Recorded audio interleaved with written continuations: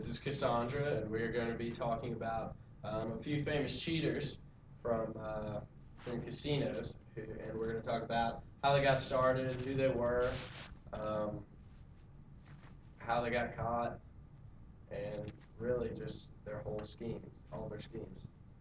Okay. So first we're going to talk about Keith Taft. He taught physics for 3 years and music for five. And then once he was done with all his schooling, he went on to work with a career in computers and technology. He got into cheating in casinos by a 1969 vacation to Reno, and he won some coupons, basically that let him get into a casino for free. And he won $3.50 off blackjack and was hooked on it ever since. When he started, he worked alone, but later he met up with Ken Uston, who was like a legendary card counter and would later write about Taft in one of his books. Um, Within just them two working, once they got everything figured out, they won $40,000 in like the first week. The way they did the scam is for 2 years, Taft worked on a computer that would basically count cards for him, and he would input the data, and he would go into the casino with the processors and parts of the computer hid under his clothing on him, and then he had a keyboard and a shoe that he had with his coat. And he named it, the first one was named George, and it was like 15 pounds, so it wasn't quite as portable as he wanted.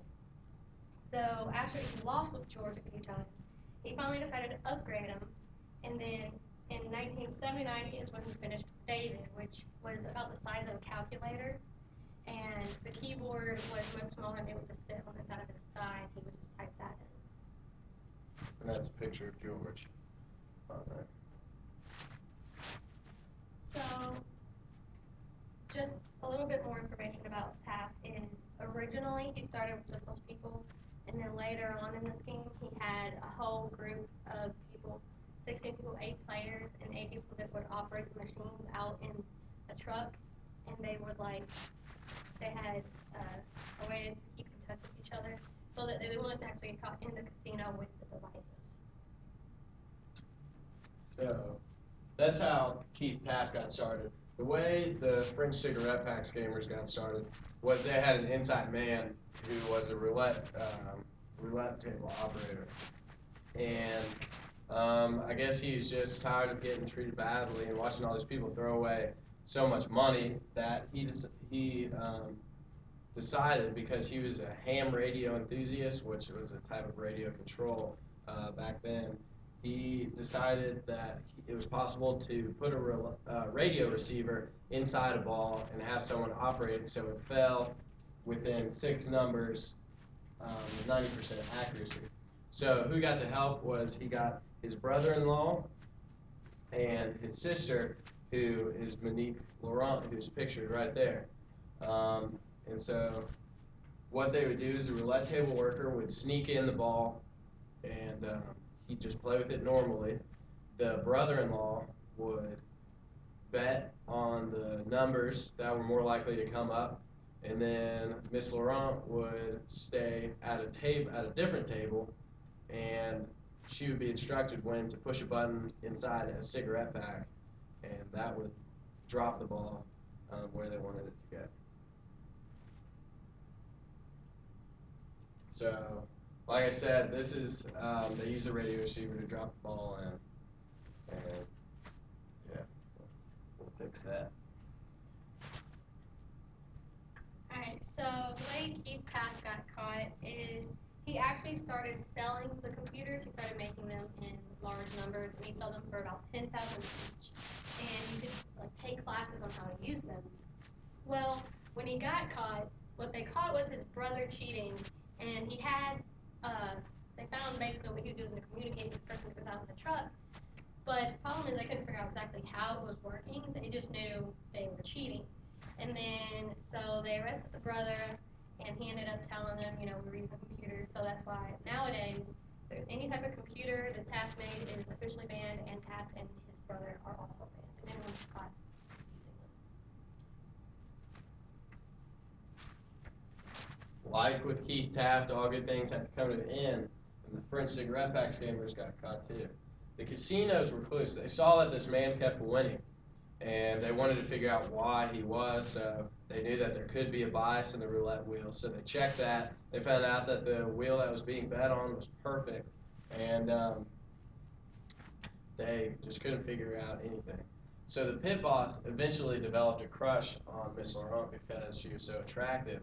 She kept hitting on her, or he kept hitting on her to no avail, and eventually got tired of it, and he got tired of being rejected, and he started watching her from the cameras. She noticed that she would always place losing bets at the table, but she also just happened to be next to a table where this man was winning so much money. So he figured that she had something to do with it, and he eventually watched her even closer and saw that she kept messing with her cigarettes. So one day he decided that he was going to go and ask her for a cigarette, and when she couldn't do it, and he found the radio receiver inside the cigarette pack, and she got caught. The only reason that she's the only name that they have is because she didn't give up the name of the brother and brother-in-law. They just caught her. Another thing we just wanted to talk about was how often you'll see in movies nowadays cheating at a casino, and it's kind of increasing people's, desire to try it, which is increasing people getting caught because it's not as easy as everyone thinks. So we just kind of have some movies like 21, Hangover, Rain Man, and stuff like that where that happens. And then we have a trailer for Ocean 13. And the reason we picked the trailer for Ocean's 13 is because this is one of the main movies that actually uses mechanical devices to cheat. In the movie, they mess with the craps dice and get it. They use a radio receiver to make sure that it lands on certain numbers. As you also see in the video, they talk about rigging the other games such as roulette, blackjack, and poker, and they do that as well.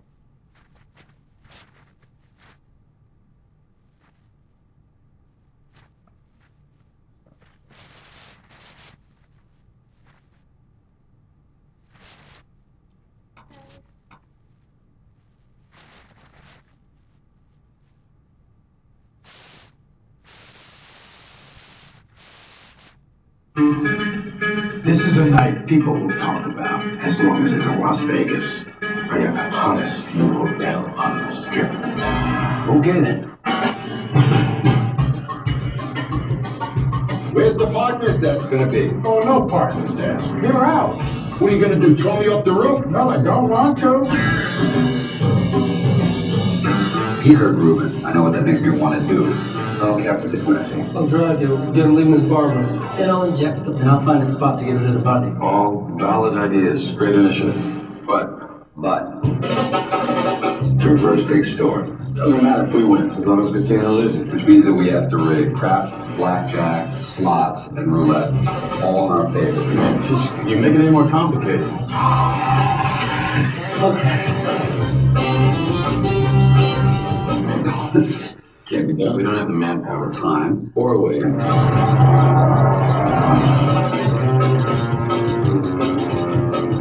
in yet? I hate that question. So who's gonna be our super high roller? He owns all the air south of Beijing. The air. Try building something larger than 3 stories in the Tianjin province. See if his name comes up in your database there. All right, time for the starter's gun. Let me tell you what you don't want. Your hotel in a twisted heap of steel and glass. That's what you don't want. The nose plays. And the nose does play. The nose plays. It's great. It's huge. Rich stuff. Thanks. If any of you try to break it onto you, you'll be dead. Give me my money. All you need to do is fill it. There are a couple of characters here I'm not too sure about. I know who really know how to hurt. Well, I know all the guys that you'd hire to come after me. They like me better than you. You okay? Yeah, no, I just bit into a pepper. Is it?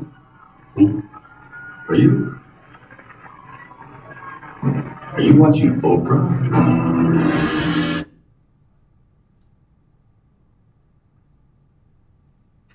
So as you can see, they messed with the roulette wheel and the craps using radio control. So that's just evidence that cheating is becoming a popular subject. And these are the sources that we used. And thank you for your attention.